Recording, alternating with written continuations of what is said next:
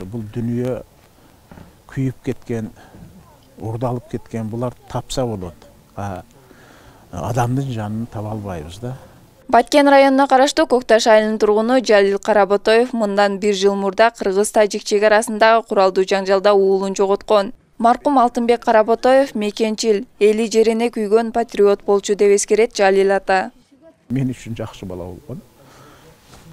Мына уулу. Анан дагы 2 кызы бар. Эми досторунун айтышка караганда ак көңүл, дайыма бирөөгө жардамга келип турган. Ошо күнү да мага саат 11-де звонок кылган. Ата барак өймү депчи, согуш болуп атты. Ой балам, келбегин. Жолдор жабык, келбегин деп айткам. Бирок чыдабай келген экен. Айлыга жетпей, айлыга где-то 10 километр жетпей окко учкан.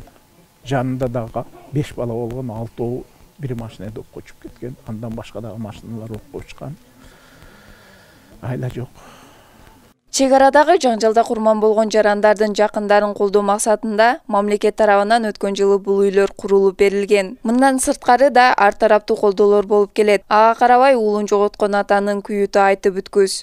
Жүрөгүбүз жараланып кала берди. Эми бир гана тилегенибиз Алла Тааладан алардын жаткан жери жаннаттан болсун. 29 апрелде кыргыз-тажик чек арасындагы куралдуу жаңжалга 1 жыл болду. Ага карата аталган окуяда курман болгон 36 баатыр үчүн курулган Мадина шаарчасында эскерүү иш-чарасы болду.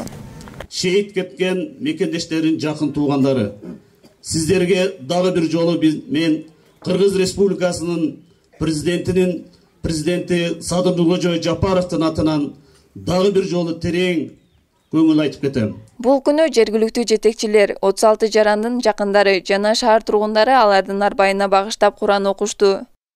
Улук Рамазан айынын урматында, я Рабби, бардык ушул каза болгондордун жаткан жерлерин жайлуу кылгын. Амин. Алла.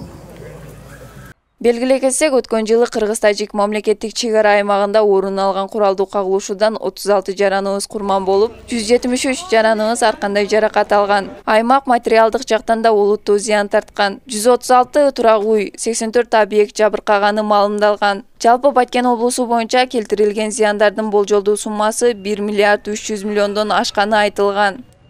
Сабира Бакирбек кызы, Бекбол Бакыт уулу, Салам медиа.